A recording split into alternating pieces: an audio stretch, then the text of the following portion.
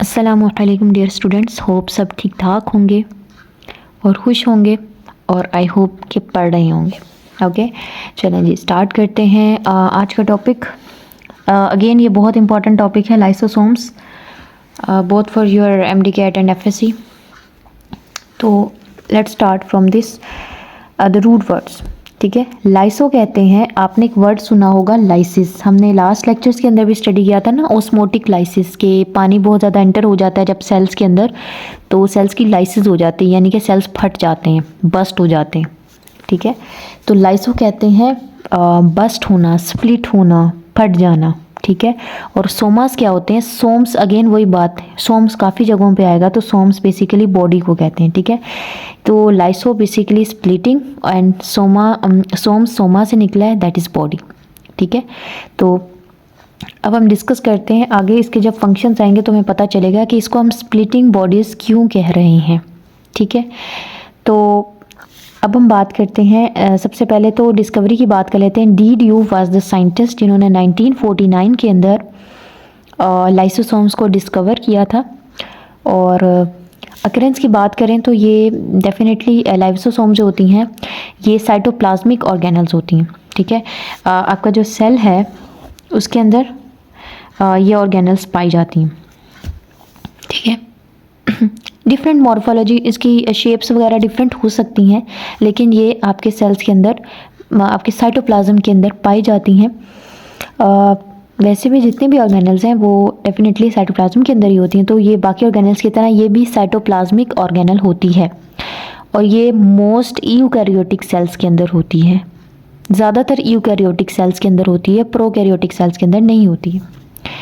इसके बाद बात करते हैं इसके फंक्शन की, लेकिन फंक्शन से पहले हम देख लेते हैं इसका स्ट्रक्चर एंड कंपोजिशन क्या है। लाइसोसोम जो होते हैं सिंगल मेम्ब्रेन बाउंडेड ऑर्गेनल होते हैं, और इसके अंदर बहुत सारे एंजाइम्स होते हैं, बस ये एज इट इज़। और यहाँ से कुछ अंदाज़ा हुआ कि ये कहाँ से बन रहे हैं। हमने पढ़ा था कि बेसिकली बेसिकली ER है, एंडोप्लाज्मिक रेटिक्यूलम। ठीक है, इससे प्रोडक्ट्स बनते हैं। ठीक है, वेजिकल्स की फॉर्म में आते हैं, और ये जो है वो गोल्जी अपरेटस के पास चले जाते हैं, इससे प्रोसेसिंग होती है, और उसके बाद फिर जो भी वेजिकल्स वगैरह होती हैं उन्होंने एक्सपोर्ट होना है, जो भी काम है वो ये। अब ये जो वेजिकल्स हैं ये गोल्जी अपरेटस से बन रही हैं। लाइसोसोम्स बेसिकली उन वेजिकल्स में से एक है। ठीक है, लाइसोसोम्स बेसिकली गोल्जी अपरेटस से जो वेजिकल बनती है, बेसिकली लाइसोसोम जो है वो गोल्जी अपरेटस से बनने वाली एक वेजिकल है, एक सिंगल मेम्ब्रेन बाउंड होती है, और इसमें बहुत सारे एंजाइम्स होते हैं। ठीक है, सिंपल मेम्ब्रेन है और अंदर एंजाइम्स पड़े हुए हैं। एंजाइम किस किस तरह के होते हैं? इसमें एसिड फोस्फेटेजेस होते हैं, ये हो गए। इसके अलावा हाइड्रोलाइटिक एंजाइम्स होते हैं। ठीक है, और कई अदर भी हो सकते हैं, तो ये इसमें एंजाइम्स होते हैं डिफरेंट टाइप्स के। तो ये हो गई बात इसके एंजाइम्स के हवाले से, इसके स्ट्रक्चर के हवाले से। ठीक है, इसके बाद हम बात करते हैं कि इसका फंक्शन क्या है। ये बेसिकली फैगोसाइटोसिस करता है। स्टार्टिंग लेक्चर्स में फैगोसाइटोसिस भी डिस्कस कर लिए हैं, तो स्टार्ट के लेक्चर्स अगर किसी ने नहीं लिए वो डिस्कस कर सकता है, क्योंकि वहाँ पर बहुत बेसिक और इम्पॉर्टेंट कॉन्सेप्ट्स हैं, वो कवर होंगे तो आगे वाले लेक्चर्स आसान हो जाएंगे, आगे वाले कॉन्सेप्ट समझना भी आसान हो जाएंगे। लेकिन कोशिश होगी कि मैं थोड़ा थोड़ा डिस्कस भी करते जाऊँ इंशाल्लाह। जिन्होंने पढ़ा होगा उनके मज़ीद रिवाइज हो जाएंगे, जिन्होंने नहीं भी पढ़ा होगा तो उन्हें आइडिया हो जाएगा कि इसका क्या मतलब है, क्या चीज़ पढ़ाई जा रही है। तो फैगो कहते हैं खाना, और सेल मतलब फैगो कहते हैं ईटिंग को। ठीक है, और साइटोसिस कहते हैं सेल, तो सेल की जो ईटिंग होती है उसको कहते हैं फैगोसाइटोसिस। तो अब सेल की ईटिंग देखें, कोई भी जब फॉरेन ऑब्जेक्ट आता है, ठीक है, हमारे सेल के इन कांटेक्ट में, तो सेल क्या करता है, उसको बेसिकली सेल के अंदर जो है वो बेसिकली लाइसोसोम्स हैं, उनका काम होता है फैगोसाइटोसिस का। ठीक है, जैसे ही कोई फॉरेन सब्सटेंस आया, बेसिकली ये सारा काम सेल के अंदर हो रहा है। ठीक है, ये पूरा सेल है, सेल के अंदर लाइसोसोम पड़ा हुआ है। ठीक है, ये पूरा सेल है, सेल के अंदर पड़ा है लाइसोसोम। ठीक है। लाइसोसोम के इन कॉन्टैक्ट कोई भी फॉरेन सब्सटेंस आया है, it can be a food, it can be a bacteria या कोई भी ऐसा, ठीक है, कोई ऐसी चीज़ हो सकती है बैक्टीरिया वगैरह, ठीक है, या कोई भी सेल की अपनी भी कोई टूटी फूटी सी ऑर्गेनल है जिसको रीन्यू करना है या जिसकी ज़रूरत नहीं है, ठीक है, तो वो चीज़ जो है वो इसमें आती है। तो अच्छा जी, फॉरेन सब्सटेंस आ गया, इसने एंट्री ले ली सेल के अंदर। तो अब ये जो लाइसोसोम है इसने इसकी करनी है फैगोसाइटोसिस, यानी कि इसका काम तमाम करना है। तो फॉर एग्जांपल ये कोई बैक्टीरिया है, ठीक है, बैक्टीरिया आया सेल के पास और लाइसोसोम ने इसकी कर ली जो है वो foreign substance entry in body के अंदर एंटर हुआ। इसने जो लाइसोसोम है इसने किसकी क्या कर ली, फैगोसाइटोसिस कर ली। फैगोसाइटोसिस करने के बाद अब ये लाइसोसोम के अंदर आ गई ये चीज़, ठीक है। अब इसने क्या करना है, इसके अंदर तो बहुत सारे एंजाइम्स मौजूद हैं लाइसोसोम के अंदर, ठीक है, एंजाइम्स की वजह से इसकी ब्रेक डाउन हो जाएगी, ठीक है। तो इस बैक्टीरिया का उसने बेसिकली कीमा बना देना है, ठीक है। तो बेसिकली क्या होगा कि इसको छोटे छोटे डाइजेस्टिबल पीसेस में कन्वर्ट कर लिया जाएगा ताकि उसको इजीली फिर उसका काम तमाम किया जा सके, ठीक है। तो eating process of cell basically इसको कहते हैं फैगोसाइटोसिस को।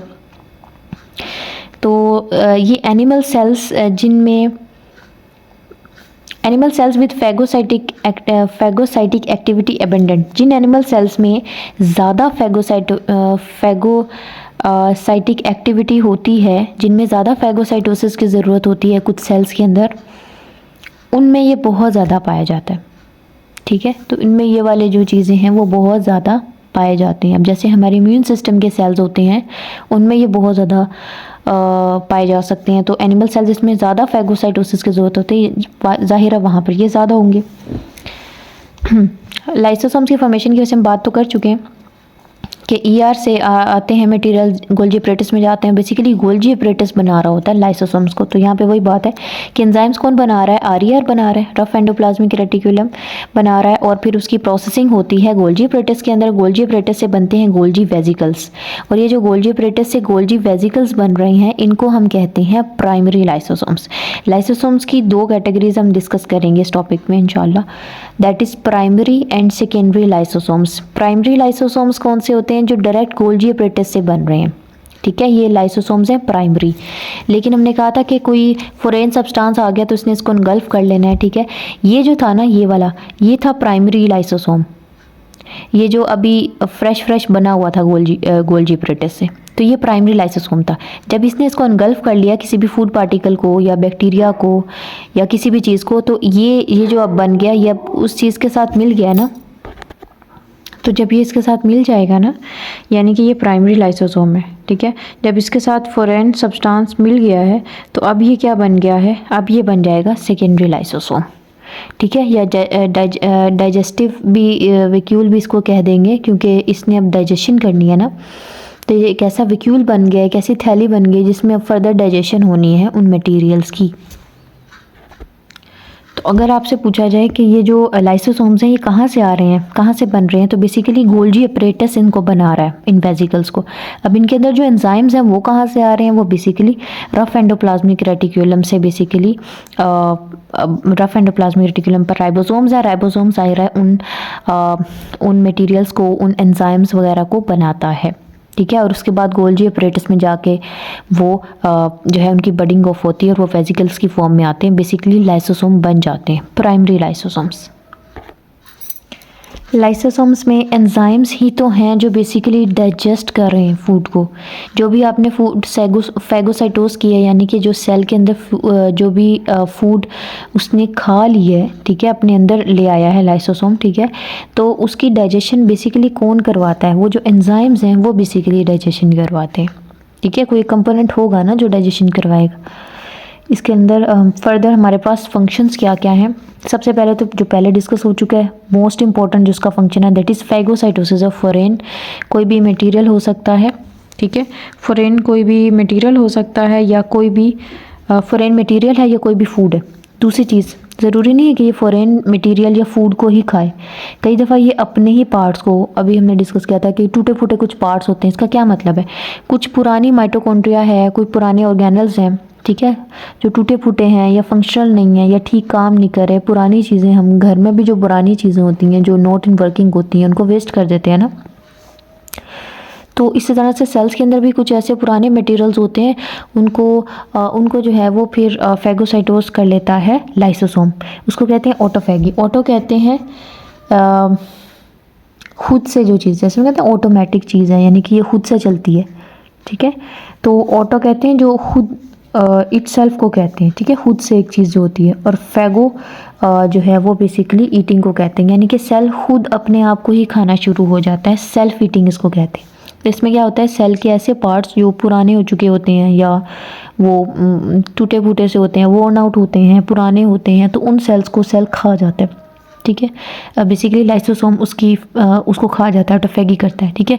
इस तरह से मटेरियल जो होते हैं वो रिसाइकल हो जाते हैं, सेल रीन्यू हो जाता है, ठीक है। पुरानी चीज़ें जब लाइसोसोम्स खा लेगा तो ज़ाहिर है उसकी जगह नई ऑर्गेनल्स बनेंगे, तो सेल जो है वो दोबारा से उसका रिसाइकलिंग हो जाएगी और सेल जो है वो रीन्यू हो जाएगा। तो एक तो फॉरेन कोई चीज़ आ जाएगी, उसका भी उसने जो है उसको भी फैगोसाइटोस करना है और सेल के अपने पार्ट्स को भी खा सकता है। नेक्स्ट है सेलुलर डीजेनरेशन, ठीक है। तो कई दफ़ा ऐसा होता है कि सेल कुछ ऐसे होते हैं जिनके पूरे के पूरे सेल्स को भी ख़त्म करने की ज़रूरत होती है, ठीक है जी। कई दफ़ा ऐसा होता है डेवलपमेंट के प्रोसेसेस के अंदर, हमारे पास डिफरेंट एग्जांपल है कि डेवलपमेंट के दौरान कुछ ऐसे स्ट्रक्चर्स होते हैं जिनकी ज़रूरत नहीं होती, उनको ख़त्म करना ज़रूरी होता है, ठीक है। तो ऐसे में जैसे कि अगर हम बात करें कि जो फ्रॉग होता है, फ्रॉग बनने से पहले टेडपोल होता है, ठीक है, उसमें मेटामॉर्फोसिस होती है ना, और उसमें वो उसकी टेल ख़त्म हो जाती है, ठीक है। तो यहाँ हम जो बात कर रहे हैं बेसिकली सेलुलर डीजेनरेशन की कर रहे हैं, यहाँ पे पूरे के पूरे सेल्स हमें ख़त्म करने पड़ते हैं कई दफ़ा डेवलपमेंट की ज़रूरत के तहत। डेवलपमेंट के दौरान बहुत सारे ऐसे स्ट्रक्चर्स बन जाते हैं जिनको ख़त्म करना ज़रूरी होता है, ठीक है, उनकी आगे ज़रूरत नहीं होती, इसलिए उनको ख़त्म करने की ज़रूरत होती है, सो वहाँ पर भी लाइसोसोम्स का रोल होता है। And last but not the least क्या होता है कि एक्स्ट्रा सेलुलर डाइजेशन। ज़रूरी नहीं है कि लाइसोसोम के अपने अंदर ही जो चीज़ें हैं उन्हीं को उसने डाइजेस्ट करना है बस एंजाइम्स के थ्रू। कई दफ़ा जो और वो सेल के अंदर अंदर ही रह के कर रहा है, ठीक है। कई दफ़ा आता है कि सेल के बाहर भी उसने डाइजेशन करवानी होती है, ठीक है, जैसे इन्फ्लेमेशन के अंदर ये काम हो रहा होता है, ठीक है। तो वहाँ पर वो क्या करता है कि एंजाइम्स को रिलीज़ कर देता है और बाहर जो है सेल के बाहर जाके वो डाइजेशन का जो रोल है वो प्ले कर रहा होता है, ठीक है। अब ये एक फ़ंक्शन किस तरह करते हैं, अच्छा इससे पहले एक दफ़ा रिवाइज़ करवा दूँ कि क्या क्या फंक्शंस हैं। कोई फॉरेन बाहर से कोई चीज़ आई है, फॉरेन मटेरियल या फूड, उसकी भी फैगोसाइटोसिस हो सकती है, सेल अपने पार्ट्स को भी खा सकता है, ऑटोफैगी। और कई दफ़ा पूरे के पूरे सेल्स भी डीजेनरेट किए जा सकते हैं, ठीक है, डेवलपमेंट प्रोसेस में, जैसा कि ये हेल्प करता है, ठीक है। तो ये हेल्पफुल होता है इस केस में।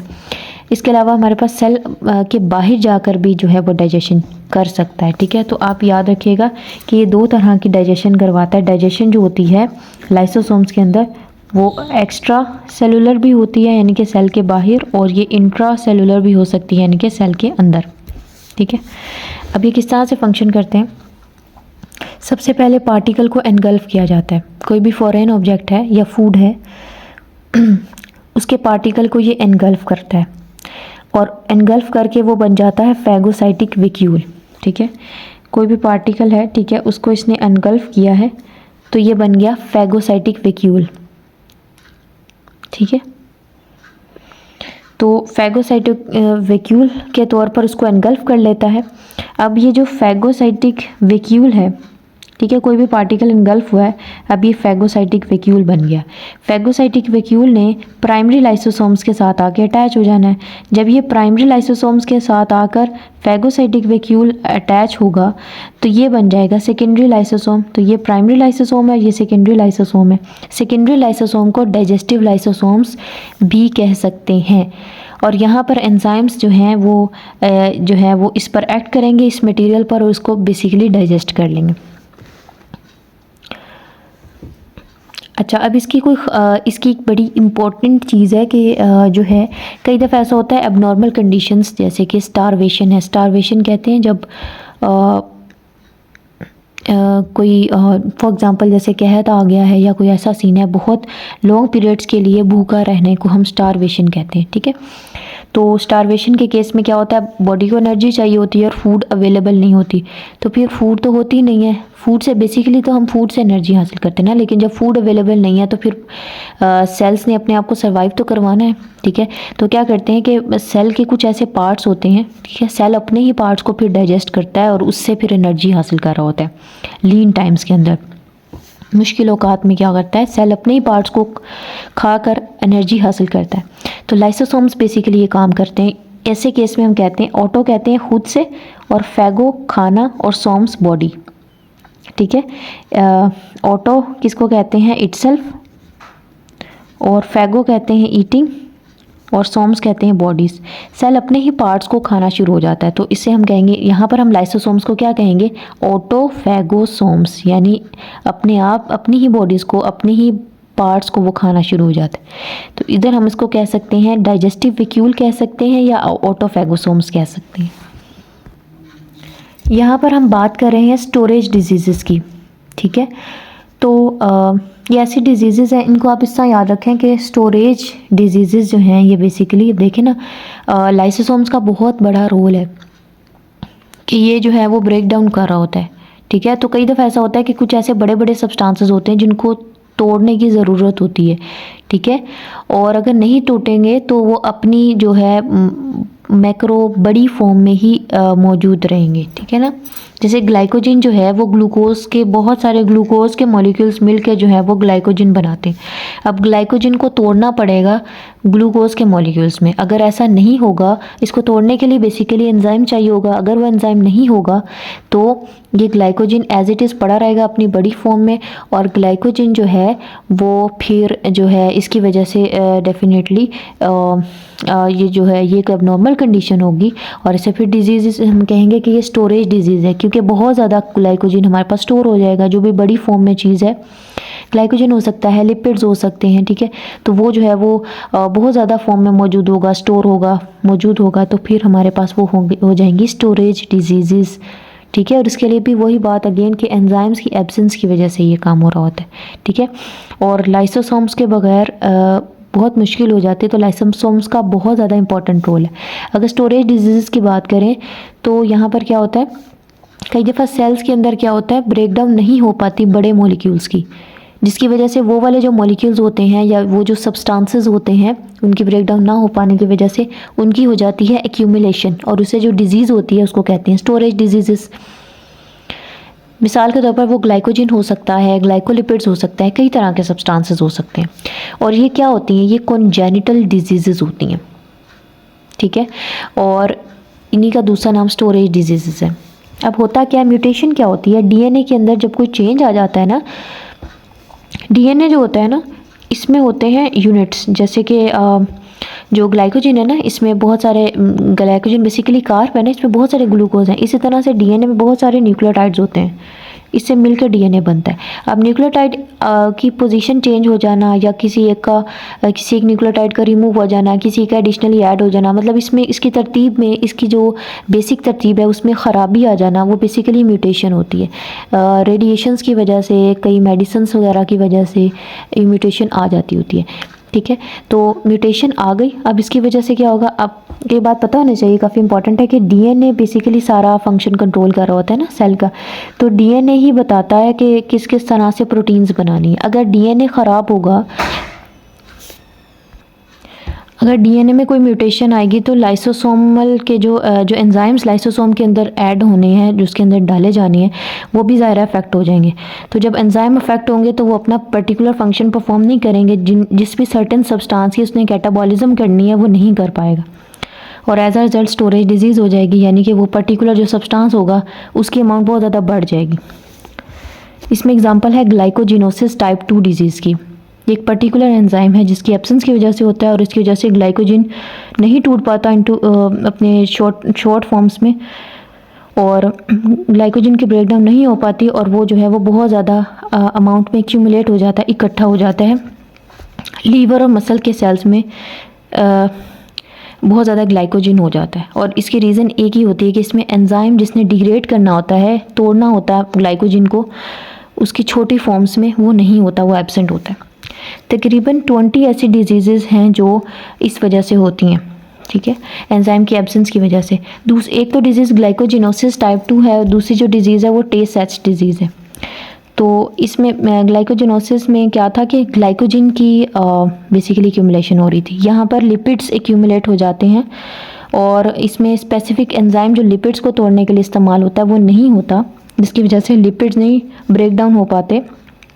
एज अ रिजल्ट एक्यूमुलेशन हो जाती है और ये बहुत सीरियस हो जाता है क्योंकि इसकी वजह से मेंटल रिटार्डेशन हो सकती है और अगर इसको भी ट्रीट नहीं किया जाएगा तो फाइनली डेथ हो सकती है और it can lead to basically death.